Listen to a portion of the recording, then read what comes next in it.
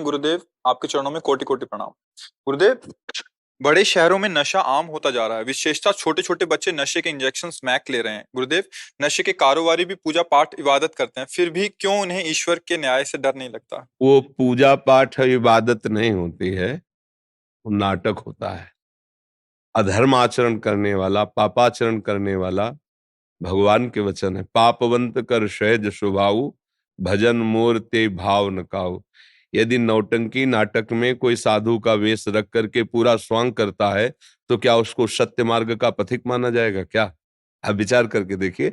नाटक में उसने साधु का स्वांग लिया है और पूरा वो साधु का स्वांग कर रहा है, तो क्या वो सत्य मार्ग का पथिक माना जाएगा क्या? क्या वो भगवदी आदर्श पुरुष हो सकता है क्या? नहीं ना। ऐसे ही जो भगवान की आज्ञा का उल्लंघन करके, शास्त्र की आज्ञा का उल्लंघन करके मनमानी आचरण करता है, वो किसी भी तरह की कोई भी पूजा करता हो, वो केवल स्वांग है, पूजा नहीं है। सत्य पर चलने वाला एक भी फूल न चढ़ाए तो उसके पांचों प्राण भगवान में समर्पित हैं और वो सच्चे पूजा कर रहा है भगवान की। भले वो फूल चंदन न चढ़ाता हो, लेकिन वो सत्य पे चलता है, वो सच्चा पुजारी है। और असत्य आचरण, पाखंड, बेविचार, नाना प्रकार के दोष करता है और बड़ी बड़ी आरती पूजा, तो बिल्कुल वो पूजा नहीं, वो नौटंकी का स्वांग है। वो थोड़ी देर के लिए रोल कर रहा है, उसको कोई भगवान से अपनापन नहीं। भगवान की आज्ञा और भगवान के अनुशासन का यदि त्याग करे तो भगवान का सेवक नहीं कहलाता है, वो केवल नाटक होता है। अब वो किसी भी डिपार्टमेंट का हो, चाहे वो साधु डिपार्टमेंट हो, चाहे वो जनरल डिपार्ट, किसी भी अधिकार पद पे हो, यदि वो सत्य को स्वीकार नहीं करता, हमारी भारतीय शास्त्रीय संविधान को स्वीकार नहीं करता, वो केवल स्वांग है, स्वांग। अच्छा, इन लोगों की जो उन्नति दिखाई देती है, उसका आंतरिक रहस्य है। हमारे भागवतिक विधान का एक नियम है कि जैसे आप अच्छे कर्म शुरू करो, बहुत धर्म से चलना, नियम से चलना, अब आपका पाप कर्म आपके ऊपर हावी कर दिया जाएगा, ये विधान है। क्योंकि पूर्व का जो पुण्य है और अब आप सत्कर्म में चल रहे हो, तो आपका जो बीच में पाप कर्म बाधा पहुंचाएगा, उसको पहले नष्ट किया जा रहा है। उल्टा सीधा जैसा भी भगवान को नजर आया, भोगवा करके। अब उस समय जब कोई धर्मात्मा पुरुष सत्संग नहीं करता, तो उसको लगता है जब से हमने भजन का नियम लिया और सत्य और धर्म पे चलना शुरू किया, तभी से मेरी ये अव्यवस्था, विपत्ति, संकट आ गए। वो समझ नहीं पा रहा है, उसके दुष्कृतों का नाश किया जा रहा है, क्योंकि वो सत्य मार्ग पर चल रहा है। सत्य मार्ग के चलने का परिणाम वो पूर्व के सुकृत जिस दिन मिलेंगे, उसको कोई कभी परास्त नहीं कर सकता, महासुख को प्राप्त होगा। और जब कोई अधर्माचरण करने लगता है, तो उसका पूर्व का जमा हुआ, ऐसा नहीं कि उसके पास पुण्य नहीं है, पूर्व का जमा हुआ पुण्य उसको जोड़ दिया जाता है। अब वो अधर्माचरण करते हुए सफलता को प्राप्त होता है। वो समझता है कि देखा, मेरा कौन बिगाड़ सका। लेकिन जिस समय उसका सुकृत खत्म होगा और वर्तमान का दुष्कृत और पूर्व का दुष्कृत दोनों मिलेंगे, तो ऐसा ब्लास्ट होगा, कुल परिवार सब नष्ट हो जाएगा, कोई उसे पानी देने वाला नहीं रहेगा। और ऐसे भयानक कष्ट को देख लेना, किसी को भी देख लेना, परिणाम में देख लेना, थोड़ा समय लगता है। तो ये जो आरती पूजा और ये जो ऑफिस के बाद कुकर्म, अधर्माचरण, इनका कोई महत्व नहीं आरती पूजा का, सच्ची मान लेना। महत्व तब है जब आदेश के अनुसार चलो। हम आपसे कह रहे हैं कि आप ऐसा कीजिए, आप उसका उल्लंघन करके आप हमें माला पहनाइए, चंदन लगाइए, तुम्हारी छाती जलेगी, तुम पर प्रसन्न नहीं होगी। तो ऐसे भगवान का वही भक्त है, भगवान की वही उपासना है जो ठीक से चले। अब सबसे बड़ी कमी हो रही है कि ना हमें सत्संग मिल पा रहा है, नए बच्चों को सत्संग नहीं मिल पा रहा है। शास्त्र स्वाध्याय की तो कहीं रुचि की गुंजाइश ही नहीं रह गई।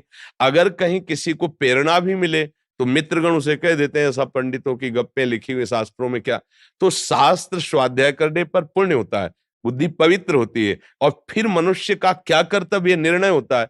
अब नवयौवन अवस्था में एक आनंद की उमगन होती है, उस उमगन को यदि सही मार्ग में न लगाया गया, तो बेविचार में, व्यसनों में, हिंसा में, इसमें वो अब कैसे सुधारा जा सकता है? क्योंकि सुधरना चाहे तो सुधारा जा सकता है। माता पिता अपने बच्चों को बैठाल करके सतमार्ग का उपदेश करें, पर खुद सतमार्ग में नहीं तो वो कैसे उपदेश करें? वो तो उपदेश करते हैं, गिलास लाना थोड़ा, वो नमकीन उठा लाना। तो ला रहे हैं, शराब की बोतल रख रहे हैं, गिलास रख रहे हैं, उनको लग रहा है जब मेरे पिता पी रहे हैं तो कुछ तो ना है स्वाद, वो भी पी रहे हैं। अब वो समझ रहे सिगरेट बीड़ी पिताजी मंगा रहे हैं, हम पिए। अब वो बैठे हुए हैं और इतने वो मूढ़ता को प्राप्त हो रहे हैं कि उनको पता नहीं मैं जो आचरण कर रहा हूं हमारे बच्चे अनुकरण करेंगे। वो छोटी मोटी क्रियाओं को देखकर व्यभिचार में प्रवृत्त हो रहे हैं। पहले माता पिता अपने आप को शास्त्रीय सम्मत मार्ग पर लाएं, तब वो बच्चों को उपदेश कर सकते हैं। कई बार हम भी बहुत दुखी हुए हैं कि ये जो समय चल रहा है, ये आगे हमारे देश के लिए, हमारे भविष्य के लिए बहुत हानिकारक है। क्योंकि जहां मजबूत होनी चाहिए हमारी नींव, वहीं हम गड़बड़ हो रहे हैं। अभी 17-18 के हैं और वीर दोष से युक्त हो चुके हैं। कितने ऐसे बच्चे जिनको औषधियों के द्वारा वीर पुष्ट करने की सलाह दे रहे हैं, उनको आसनों प्राणायाम में लगा रहे हैं। ये अवस्था वीर नष्ट होने की है। क्यों नष्ट हो रहा है? क्योंकि ये मोबाइल है, जो चाहे देख सकते हैं, जैसा चाहे भाव विचार कर सकते हैं, और जब मित्रों से मिलते हैं तो उसे सुख का वर्णन करते हैं कि ऐसा करने से सुख मिलता है, ऐसा करने से सुख मिलता है, और वो सब सुख की लालसा में दुख यो नया, ये सब दुख देने वाले फिर ऐसी प्रवृत्तियां हो जाती है कि वही चल करके हिंसात्मक प्रवृत्ति वाले कानून का भारी भारी अपराध करके जेलों में पड़े हैं या तो मृत्यु का शिकार बनते हैं। और ये सब नई पीढ़ियां तभी सुधरेंगे जब कम से कम उनको ये बताया जाए कि मनुष्य जीवन कितना कीमती है और इसका उद्देश्य क्या है और सुख कैसे प्राप्त होता है। सुख केवल भोगों में नहीं है, भोगों में होता आप सबके पास है। हृदय से देखो, क्या विश्राम मिल गया? क्या गोस्वामी तुलसीदास जी जैसा कहते हैं कि जाकी कृपा लवलेश ते मतिमंद तुलसीदास हूँ, पायो परम विश्राम राम समान प्रभु। जैसे केवट कह रहा है, अब कछुनाथ न चाहे, क्या ये विश्राम है? नहीं, चाह पे चाह बढ़ती। इसका मतलब अभी हम सही सुख को नहीं भोगा। अगर सही सुख मिल जाएगा तो रोम रोम प्रफुल्लित होकर अब सुधारा बहेगी और हृदय से भगवान से भी कहोगे कि अब कछुनाथ न चाहे। प्रभु आपने जो दिया आप नहीं चाहिए, बहुत है, बस आप अपना प्रेम दीजिए। छोटे छोटे बच्चे, छोटी छोटी बच्चियां जो शास्त्र सम्मत जीवन व्यतीत करके हमारे देश के काम आ सकते हैं, वही अपने जीवन को नष्ट कर। अच्छा, कोई ना दंड दे तो स्वयं दंड देते हैं। कितने ऐसे हमारे सामने नवयुवक आए कि महाराज जी मैं आत्महत्या करना चाहता हूँ। 8-8 10-10 बार हस्तमैथुन करके इतना मैं गिर चुका हूं कि अब हमारे सुधरने की गुंजाइश नहीं, ये लगता अपने जीवन को नष्ट कर। कैसे हम उनको समझाएं? अब ये अवस्था, जैसे 20 वर्ष तक आप ब्रह्मचर्य रहें, फिर गृहस्थ में जाएं, तो आपका कुछ नहीं बिगड़ने वाला। जैसे गेहूं की फसल है ना, एक किसानी भाषा में उसे गलेथ कहते हैं। गलेथ माने अभी बाली आ रही है, अब आप काट लीजिए, एक भी दाना आपको नहीं मिलेगा और 1 महीने रुक जाइए। वो परिपक्व दाना हो जाए तो 60 मन 50 मन उसी में खेत में निकलेगा। ऐसे ही ब्रह्मचर्य की जब ये नवकिशोर अवस्था होती है, इसको ब्रह्मचर्य में रखना चाहिए और जहां वो पाणी ग्रहण संस्कार आदि गृहस्थ में जाए, कुछ नहीं बिगड़ेगा क्योंकि उसका ब्रह्मचर्य पुष्ट रहा है। अब वो अवस्था के अनुसार गृहस्थ का भोग करने के बाद उसे विरति हो जाएगी, क्योंकि पहले ब्रह्मचर्य रहा है। अब बुढ़ापे में ब्रह्मचर्य होकर भगवत ध्यान करते हुए वो सही मार्ग। अब शास्त्र और अध्यात्म और ये सब कौन सुनना चाहता है? विचार कौन चलना चाहता है? आजकल का खान पान, महंगी पिज्जा बर्गर, संसारिक वस्तुएं, रोटी दाल शुद्ध सात्विक भगवान को अर्पित करके पाने वाले बच्चे ही नहीं है। उनका संस्कार बन गया है ये छुट्ट-पुट्ट ऐसे। ये सब तमोगुण रजोगुण प्रकट करते हैं। दृश्य देखो, कौन बच्चा बैठकर एकांत में कोई संत वाणी कुछ ऐसा ना, बस वही संसारिकता, गेम खेलना, संसारिक दृश्य देखना। तो अब जो हम बाल्यावस्था से देखते हैं वही संस्कार हमारे पड़ते हैं। तो इसलिए हमें लगता है कि बच्चों से पहले माता-पिता से प्रार्थना है, बच्चों को सँभालने के पहले आप सँभलिए। यदि आप शराब पीते हैं, आप मांस खाते हैं, आप व्यसन करते हैं, आप व्यभिचार करते हैं, तो आप आशा मत रखिए कि आपका बच्चा दैवी संपत्ति से युक्त हो जाएगा, आपका बच्चा बहुत अच्छे आचरण करेगा, आशा मत रखिए, क्योंकि आपके आचरण ही प्रथम आचरण है। आप ही पहले गुरु हैं। पुत्र का सबसे बड़ा गुरु माँ होती है। मंदालशा ने अपने पुत्रों को निश्चय किया ब्रह्म प्राप्ति करानी है, तो सब पुत्रों को ब्रह्म प्राप्ति करा दी। एक वो पुराने में नौटंकी देखी थी जब बच्चे थे स्कूल में, सुल्ताना डाकू की। तो वो नौटंकी में दिखाया कि जो उसको फांसी की सजा का, तो उसने पूछा आपकी कोई अंतिम इच्छा? उनका माँ के दर्शन करना चाहता हूँ, एक बार गले लगना चाहता हूँ। माँ जी आई तो ऐसे दांत भर के नाक काट ली माँ की। ऐसा क्यों किया? बोले इस माँ का ही प्रताप है कि मैं फांसी में चढ़ने जा रहा हूँ। जब पहली कलम चुराई थी स्कूल में तो माँ ने कहा था बहुत अच्छा बेटा काम करेगी। बस हमारा उत्साह बढ़ गया कि मार्ग सही है और मैं आज इतना बड़ा डाकू बना कि आज फांसी पे टंगने जा रहा हूँ। माँ का कारण है। तो माता पिता अगर सही मार्ग में चल रहे हैं और सच्चे आचरण कर रहे हैं तो मुझे लगता है कि बच्चों को ज्यादा उपदेश देना नहीं पड़ेगा। हम लोगों के घर में पिताश्री ऐसे महात्मा थे गृहस्थ में रहते हुए भी कि संत महात्मा आते, भगवत चर्चा, सब ए, चरण धो, चरणामृत पान करो, इन साष्टांग दंडवत करो, जब प्रसाद पाए इनकी थाली धो, उसका प्रताप हुआ कि हम भी बाबा जी बन गए, हम भी भगवान के मार्ग के पथे। अगर संतों की जूठन न मिली होती, संतों के चरण न धोए होते, संतों के वचन न सुने होते, तो संत बनने की क्षमता थोड़ी हमारे हृदय में आती, वही विषय भोगों में जाती। तो हमें लगता है माता पिता को सावधान होकर के अपने जीवन को पवित्र बनाएं और हमारे भारत की नवीन पीढ़ी बच्चों को सतमार्ग का उपदेश करें। कोई भी बच्चा नशा करेगा या व्यभिचार करेगा, वो कैसे आगे बढ़ पाएगा? वीर शक्ति स्मरण शक्ति है। वीर ही नष्ट हो गया तो स्मरण शक्ति नष्ट हो गई, बल नष्ट हो गया, उत्साह नष्ट हो गया, धैर्य नष्ट हो गया, सत्य नष्ट हो गया। ब्रह्मचर्य बहुत बड़ी चीज है। लोग जिसको एकदम खिलवाड़ समझ रहे हैं, ये तुम्हारा जीवन भी है, तुम्हारी मृत्यु भी है, तुम्हारा धर्म भी है, तुम्हारा अधर्म भी है। अगर धर्म पूर्वक गृहस्थ में रहकर संतान उत्पत्ति करो, भगवान की पूजा हो रही। अधर्माचरण करके बेविचार करो, अपना नाश कर रहे हो। जब पाप का फल आएगा तो कोई नहीं बचा पाएगा। कोई भी पद, कोई भी प्रतिष्ठा, कोई भी ऐश्वर्य, वो सब दिखावा हो जाता है। हृदय जलेगा तो पद क्या करेगा? ये कर्म बहुत बलवान है। अवश्य में भोक्तव्यम कृतम कर्म शुभाशुभम। इसलिए सबसे प्रार्थना है, डरो, अधर्माचरण से डरो, व्यसन से डरो। आनंद की जो उमगन होती है वो नशे से हम नष्ट करते हैं। चाहे शराब हो, चाहे ड्रग्स हो, चाहे गांजा हो, चाहे भांग हो, एक हमारे अंदर स्वाभाविक आनंद है। ईश्वर अंश जीव अविनाशी, चेतन अमल सहज सुख राशि। उसका जो सहज सुख आनंद उमगन होता है, वो प्रमाद स्थिति, उसको मार्ग सही नहीं मिला, इसलिए उस उमगन में वो नशा सीख जाता है कि और आनंद आएगा, जबकि वो आनंद का नाश कर रहा है। अगर कोई नशा न करे तो खुद पता चलेगा, हृदय एक शीतल, एक शांत रहेगा। धर्म से चलने वाले को एक बहुत बड़ा पुरस्कार मिलता है, विवेक, कहीं नहीं फंसने देता। और अधर्म से जो आचरण करते हैं, उनको सबसे बड़ा दंड मिलता है, अज्ञान। वो फंसते चले जाते हैं। भगवान का नाम जप करे, कोई भी व्यसन माता पिता ना करे। अगर बुराई तुम्हारे अंदर आ गई तो धीरे धीरे छोड़ने की कोशिश करो, तभी तुम आगे बढ़ पाओगे। अब आजकल हम देखते हैं, जैसे किसी बच्चों से पूछते तुम ऐसा क्यों सीख गए, तो उनका हमारे पिताजी मांगते थे तो हम लेकर के उठा के देते थे। तो फिर हमें लगा कि हमको भी करना चाहिए। जब स्वयं तुम्हारे अंदर सत्य विराजमान, फिर तुम सत्य का उपदेश करो तो लागू हो जाएगा। और सत्य नहीं है और फिर उपदेश, तो इसीलिए हमारा समाज जो है वो पतन की तरफ बढ़ता चला जा रहा है। बहुत कठिन है सत्य मार्ग पर चलना, बहुत कठिन है। हर क्षण वृत्तियां विषयों की तरफ आकर्षित होती, उनसे लड़ करके और भगवान का चिंतन, वो आपके सबके हृदय में देख लो ना, भगवान का चिंतन करने के लिए कितनी बड़ी अंदर जो ताप उत्पन्न होती, क्लेश शक्ति, उसको सहना होता है। मन बार बार विषयों में जा रहा है, उस विषयों से हटाकर उसको प्रभु में लगाना। फिर वो जो बोलेगा कि विषय बंधन है, इसे त्याग दो, तो अब जाओ, ये तुम्हारे छा जाएगा भूत की तरह। विषय बंधन है, उसे त्याग दो, क्योंकि उसने स्वयं त्यागा है। अगर स्वयं त्यागा नहीं, फिर काम। एक संत के पास एक माँ गई, मेरा लड़का बहुत गुड़ खाता है, आप इसको रोक दीजिए तो मान जाएगा। उनका 1 हफ्ते बाद आना, 1 हफ्ते बाद बोले, बेटा गुड़ खाने से दांत खराब हो जाएंगे, पेट में कीड़े पड़ जाएंगे, मत पाना।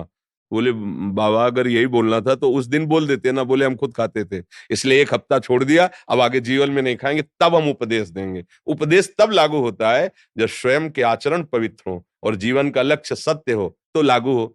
ना हमारे अब समाज में सत्य की तरफ बढ़ने की उमगन रह गई है, क्योंकि सबकी बुद्धि इस बात में बैठ गई कि धन ही सुख का कारण है, धन से भोग, भोगों में सुख, और यही आसुरी प्रवृत्ति है।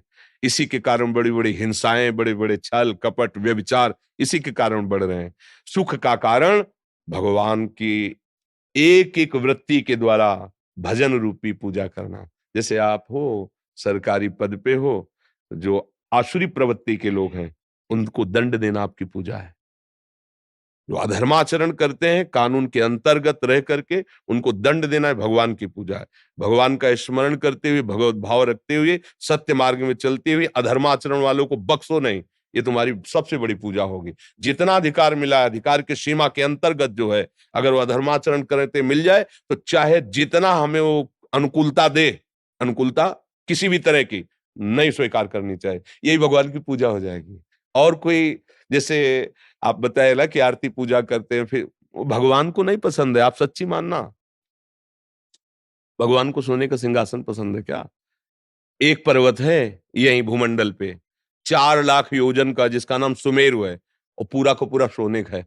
4 लाख योजन चौड़ा, 4 लाख, रत्न गर्भा पृथ्वी है, जैसे लाल मिट्टी पीली मिट्टी निकलती है, ऐसे सोना चांदी हीरे जवाहरात से निकलते हैं, रत्न गर्भा समुद्र को कहा है। उनको चाहिए क्या, तुम्हें 100-200 ग्राम सोने का मुकुट बना दो, अधर्माचरण करो और भगवान राजी हो जाएंगे। तुमने 100-200 ग्राम सोने का मुकुट बना दिया, हमारे बड़े भाग्य। अरे उनकी सृष्टि की तरफ देखो, मारा घूम रहा है वैभव, अनंत वैभव उनका है।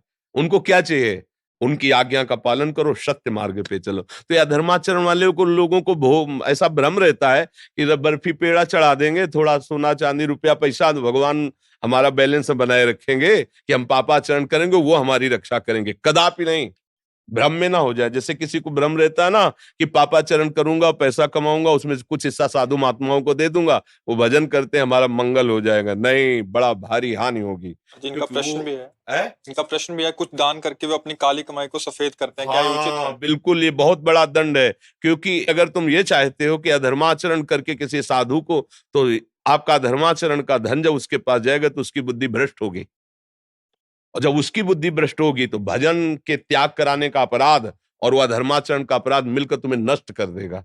इसीलिए हम कहते हैं, सभा में कई बार कहा है, तुम्हें ठाकुर जी की कसम है, यहाँ कोई भी अधर्माचरण का अर्थ मत चढ़ा देना।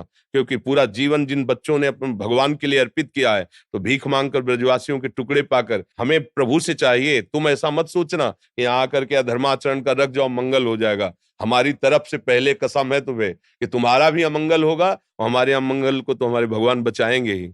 भीष्म जी सरसैया पर पड़े हुए थे। महाराज युधिष्ठिर ने जब प्रश्न किया और भगवान ने भी प्रोत्साहित किया भीष्म जी को कि उत्तर दीजिए, तब भीष्म जी ने उपदेश शुरू किया, तो द्रौपदी जी ने हंस दिया। भीष्म जी ने कहा, हंसी क्यों बच्चा?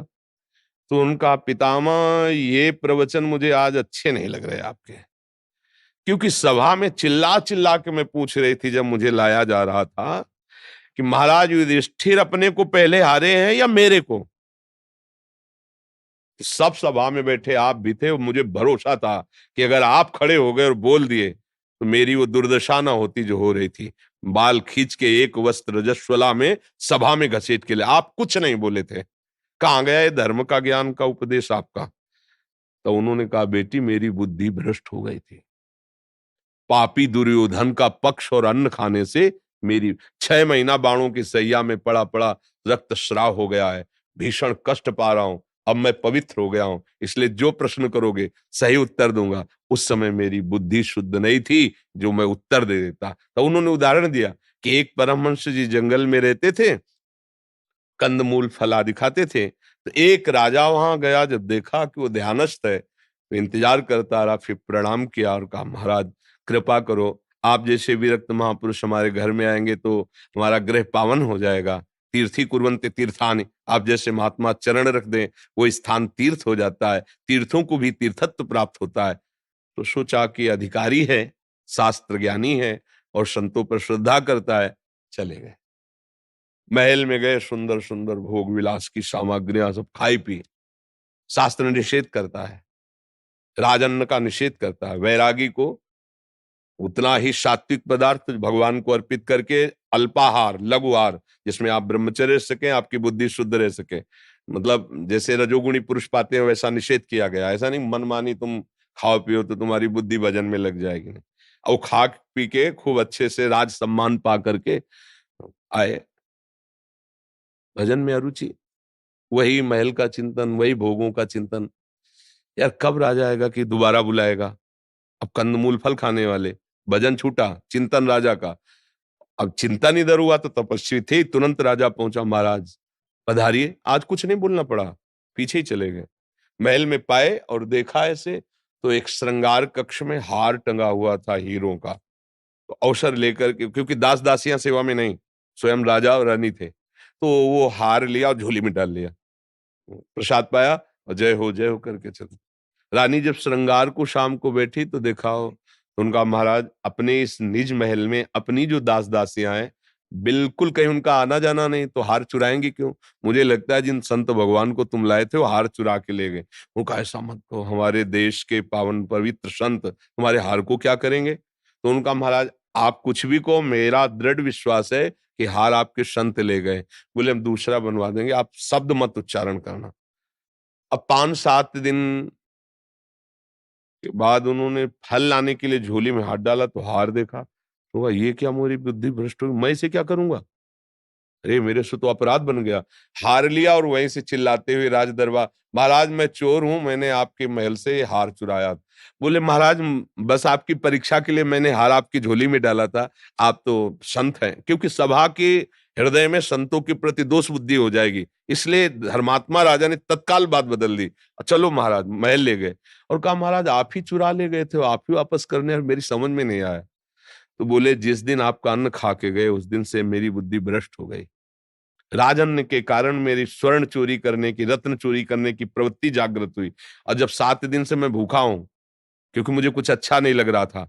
आज मैं कंदमूल फल लेने के लिए झोली निकाला, तो उसमें हार मिला, तब मुझे ये समझ में महाराज ये आपके अन्न का प्रभाव है कि मुझ तपस्वी को चोरी करने के लिए विवश कर दिया। भीष्म जी ने कहा बेटी अन्न का प्रभाव इतना बड़ा होता है कि मैं सब ज्ञान रखने वाला उस समय उत्तर नहीं दे सका। तो ये जो लोग सोचते हैं ना कि अधर्माचरण करके दान पुण्य मंदिर, कुछ नहीं, धर्म के द्वारा कमाए हुए धन का विभाग करो, एक मूल के लिए जमा करो, एक परिवार के पोषण के लिए जमा करो, एक आगामी व्यापार की उन्नति के लिए और उसका कुछ भाग गरीबों की सेवा, गौ सेवा, अनाथ है, बीमार है, कोई संत महात्मा भूखा प्यासा, अतिथि सेवा, ये शास्त्र विधान है। धर्म के कमाए हुए से जिन लोगों का ये कहना ना कि अधर्म में इतने परसेंट दे दो, तो दोनों एक ही बात है, अंतर नहीं है, एक ही बात है। मतलब वो एक ही डिपार्टमेंट है। नहीं तो धर्म ऐसा कभी आदेश नहीं करता कि तुम हिंसा